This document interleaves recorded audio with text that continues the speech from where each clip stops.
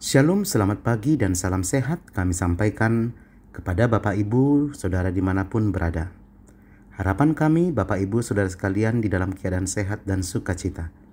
Terlebih kiranya kita semua selalu dalam lindungan Tuhan Yesus Kristus. Bapak Ibu Saudara yang kekasih, sebelum kita memulai aktivitas hari ini, biarlah kita terlebih dahulu diteguhkan oleh firman Tuhan. Kita berdoa.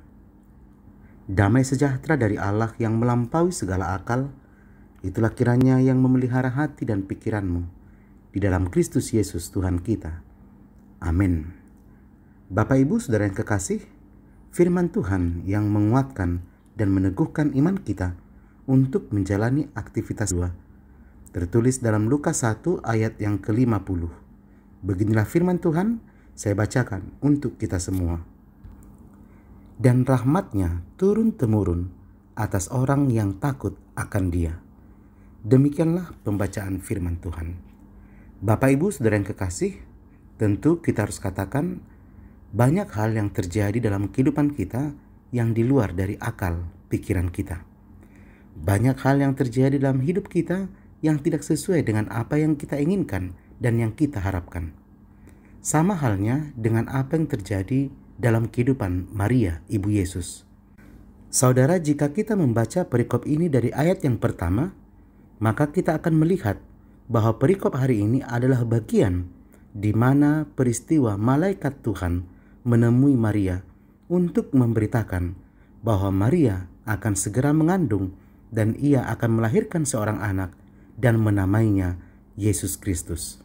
Saudara, tentu peristiwa ini adalah peristiwa yang unik dan yang menarik, di mana dalam peristiwa itu status Maria adalah seorang perempuan yang belum menikah, dan malaikat Tuhan datang menghampirinya, memberitakan bahwa ia akan segera mengandung.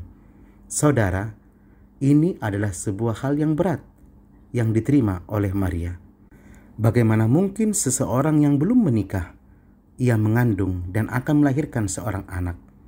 Tentu banyak omongan, banyak perkataan yang tidak baik diterima oleh Maria. Akan tetapi semuanya itu diterima oleh Maria dengan ikhlas dan tulus hati. Ia mengakui dan meyakini bahwa jikapun apa yang terjadi dalam kehidupannya, itu adalah bagian dari rencana Tuhan di dalam hidupnya. Sehingga dengan iman Maria mengatakan, "Jadilah padaku seturut dengan perkataanmu." Saudara, sebagai perempuan di tengah kuatnya tradisi patriarkal Yahudi, Maria tergolong kaum yang rendah, yang tidak diperhitungkan oleh masyarakat ketika itu. Statusnya yang belum menikah, tetapi ia mengandung. Ini jelas membuat statusnya semakin terbungkuk dan semakin dalam. Akan tetapi justru di sini ada titik balik kehidupan Maria. Maria yang mau memahami dan mengerti maksud Allah, dan membiarkan Allah memakai dirinya untuk perpanjangan tangan Tuhan menyatakan kerajaannya di dunia. Akhirnya ia terima, bahkan ia mampu memuji dan jiwanya memuliakan Tuhan. Saudara, hal yang perlu kita lihat dalam peristiwa ini adalah yang rendah juga dipakai Allah.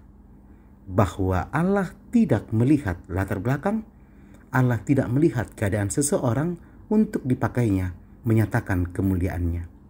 Seperti halnya Maria.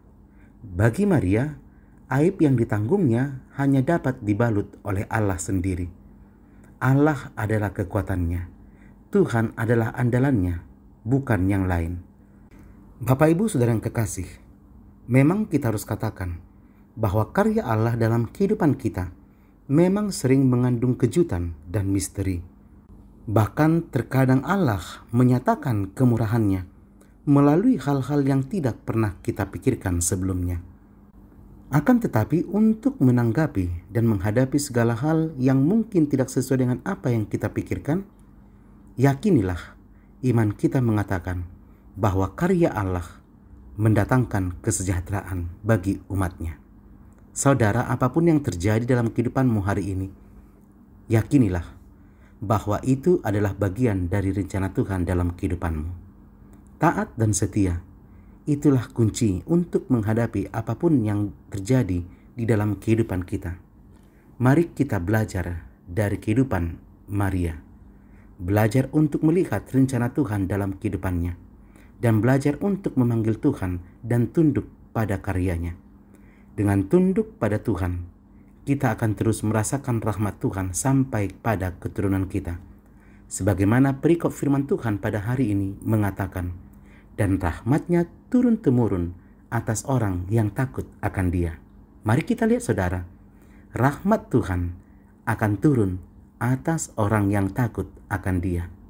Oleh karena itu biarlah firman Tuhan pada hari ini menguatkan dan meneguhkan iman kita, agar kita mampu melihat karya Tuhan dalam kehidupan kita, dan kita mampu menjadi orang-orang yang takut akan Tuhan, sehingga kita mendapatkan rahmat-Nya di dalam kehidupan kita, bukan saja hanya untuk kita, tetapi juga untuk keturunan kita.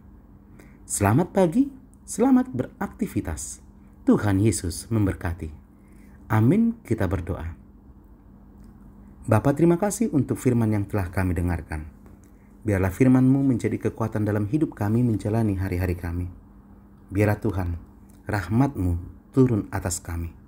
Dan bukan hanya kepada kami saja, tapi juga turut kepada keturunan kami.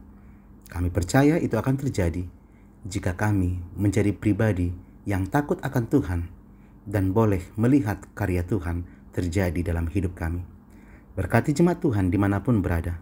Jika ada yang sedang dalam keadaan sakit penyakit, Tuhan kiranya sembuhkan. Anak-anak Tuhan yang sedang mengikuti sekolah atau studi, Tuhan berikan kepintaran.